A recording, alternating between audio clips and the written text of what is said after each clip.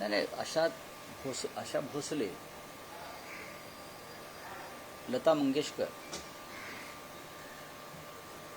यांचा कालखंड म्हणजे एक युग. लता दीदी गेल्या, आता आशाताई गेल्या, एका महान युगाचा अंत झाला. पण लता मंगेशकर आणि आशा भोसले यांच्या बाबतीत अंत झाला युगाचा असं म्हणणं तितकंच योग्य नाही. कारण पुढली अनेक शतकं त्यांची गाणी, त्यांचा सूर, त्यांचा स्वर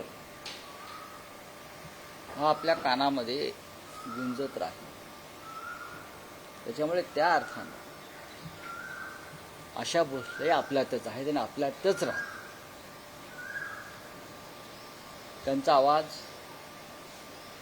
संगीत क्षेत्रातली त्यांची कारकीर्द, त्यांचे कष्ट आणि त्यांनी या क्षेत्राला दिलेलं योगदान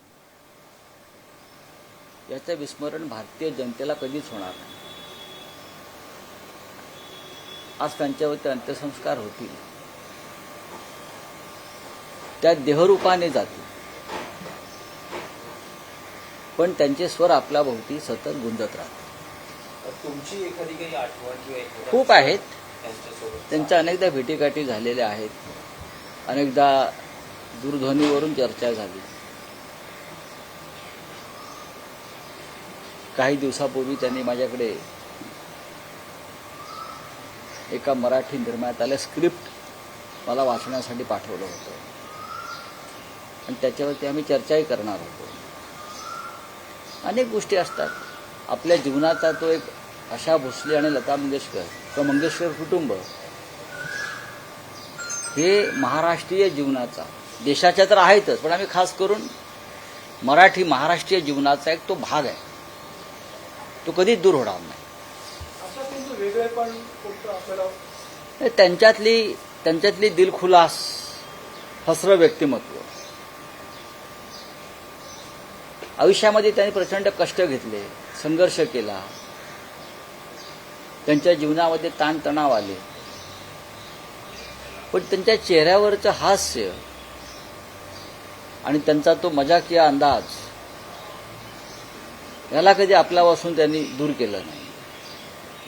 आणि माणसाचं हेच वैशिष्ट्य असतं, कलाकाराचं, की त्यांच्या मनातली वादळ ते चेहऱ्यावरती, कलेमध्ये, स्वरात आणि सुरात कधी आणत नाही.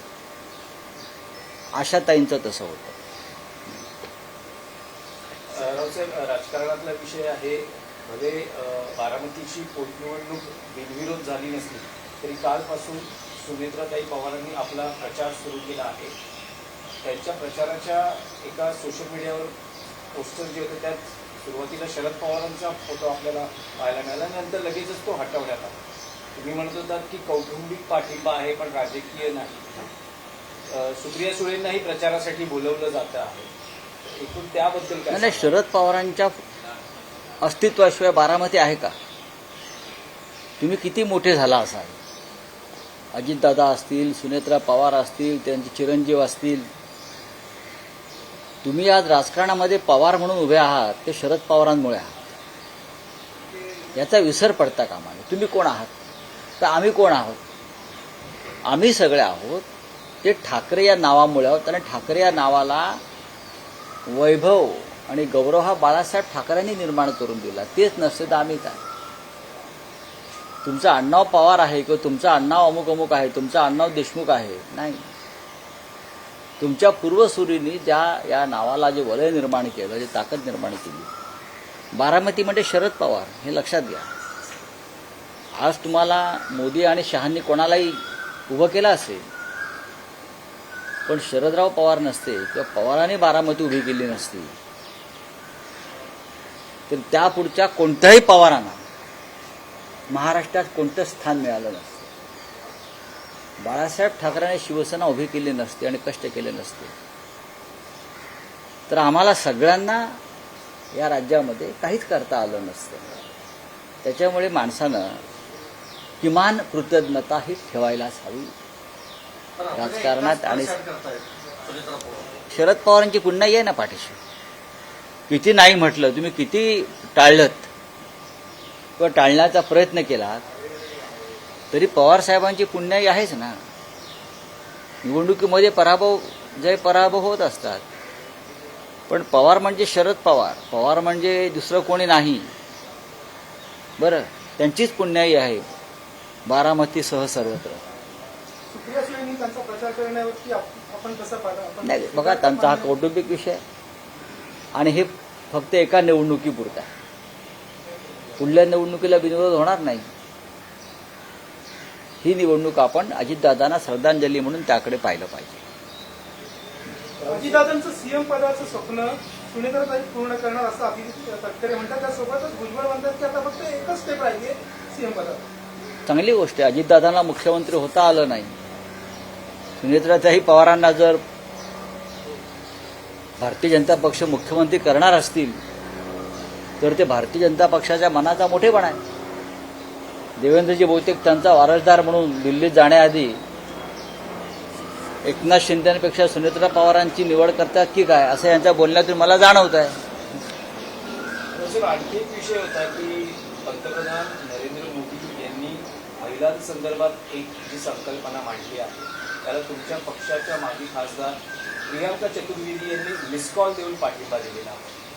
भाजप नेत्या महाराष्ट्रातल्या त्यांच्या आमदार चित्रा वाघ यांनी पुष्पगुच्छ देऊन त्यांचं अभिनंदन. माझ्याकडे माहिती माझ्याकडे त्या संदर्भात काहीच माहिती नाही आहे. नंबर एक, आमच्या पक्षाची ध्येय धोरणं जी आहे राष्ट्रीय स्तरावरची सुद्धा हे माननीय उद्धव ठाकरे यांच्या नेतृत्वाखाली आम्ही ठरवतो आणि या संदर्भात उद्धवशी चर्चा होते आणि नक्कीच ते आम्हाला मार्गदर्शन करते. आणखी एक विषय होता की लोकसभेमध्ये किंवा संसदेत येत्या काळात मतदारसंघ पुनर्रचनांसंदर्भात काही महत्त्वाचे निर्णय होण्याची एक शक्यता आहे किंवा त्याची सूत्र हलतात. खरं तर या पुनर्रचनेसंदर्भात 2024ला काँग्रेसने धोरण घेतलं होतं की त्याच निवडणुकीत हे करा, पण जनगणना आणि एकूण अनेक जातीनिहाय जनगणना अनेक विषय पुढे आले. पण आता भाजप आग्रही आहे की या निवडणुकीच्या आधी हे पुनर्रचना आम्ही या संदर्भात 15 तारखेला विरोधी पक्षांची एक बैठक दिल्लीमध्ये आहे. त्या बैठकीत आम्ही सगळे त्याच्यावर चर्चा करू. त्याआधी आम्ही शिवसेना पक्षप्रमुखांशी चर्चा करू. भारतीय जनता पक्षाचं प्रत्येक पाऊल हे त्यांच्या व्यक्तिगत स्वार्थाचं असतं. राजकीय दृष्ट्या ते प्रगल्भ नसतं किंवा देशाच्या फायद्याचं नसतं किंवा लोकशाहीच्या फायद्याचं नसतं. आमचा फायदा फक्त कुठे आहे ते पाहून त्यांची धोरणं ठरत असतात. आमचं तसं नाही. पण वन नेशन वन इलेक्शन किंवा डिलिमिटेशनच्या बाबतीत काय तुमच्या पक्षाचा स्टँड काय असणार? 2024ला तर त्या संदर्भात अजून जेपीसीचा निर्णय आलेला नाही.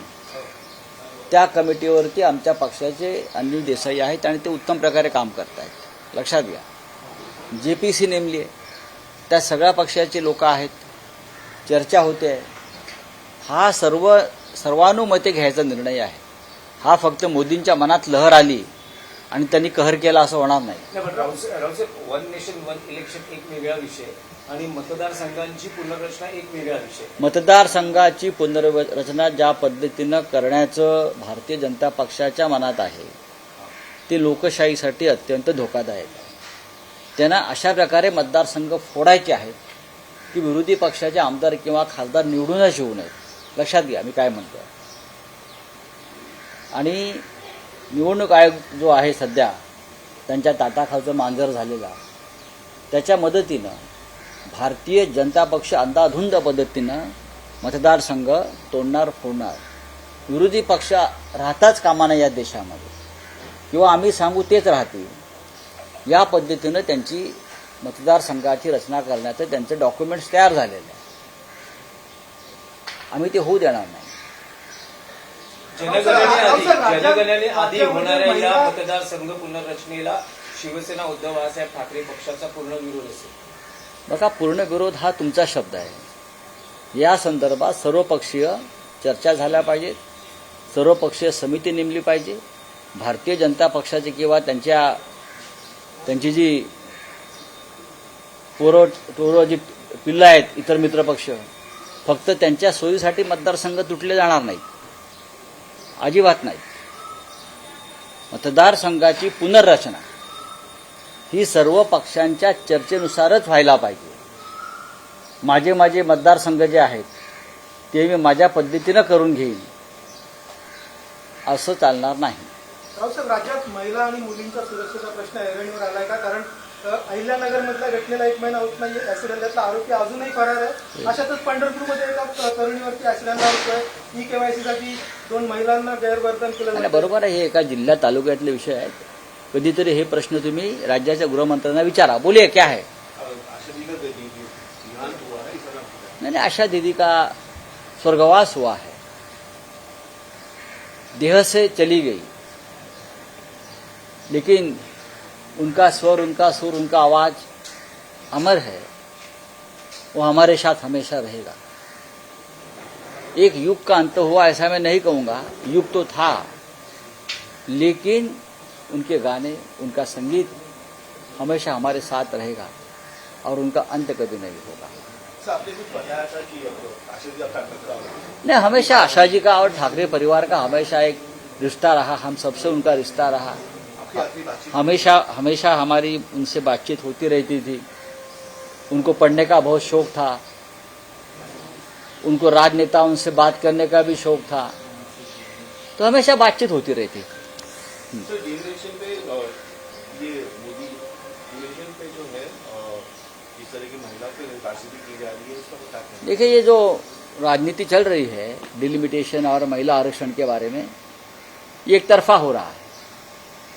मोदी जी को लगता है कि वही अकेला महिला आरक्षण के मसीहा है, ऐसा नहीं है. सबसे पहले महिला आरक्षण की नींव रखी महाराष्ट्र में शरद पवार साहब ने, आपको पता होगा. यहाँ महाराष्ट्र में महिला आरक्षण शुरू हो गया सबसे पहले राजनीति में. दूसरी बात है डिलिमिटेशन. अगर आपको लोकसभा या विधानसभा में जिस तरह से आपको विधानसभा और लोकसभा के क्षेत्र आप तोड़ने जा रहे हो, आपको सबको विश्वास में लेना पड़ेगा. आप अगर उस तरह से पुनर्रचना करोगे कि विपक्ष का कोई चुनकर न आए, तो ये लोकतंत्र के लिए और देश के लिए सबसे बड़ा घातक भयंकर स्टेप होगा. चलो, सर विपक्ष इस बारे में भी है कि रीति है? नहीं, हमारी कल मीटिंग है 15 तारीख को खड़गे जी के नेतृत्व में, मल्लिकार्जुन खड़गे जी के नेतृत्व में, जहां राहुल जी भी उपस्थित रहेंगे. अपोजिशन की सभी पार्टियों की एक महत्वपूर्ण मीटिंग है, उसमें हम निर्णय लेंगे.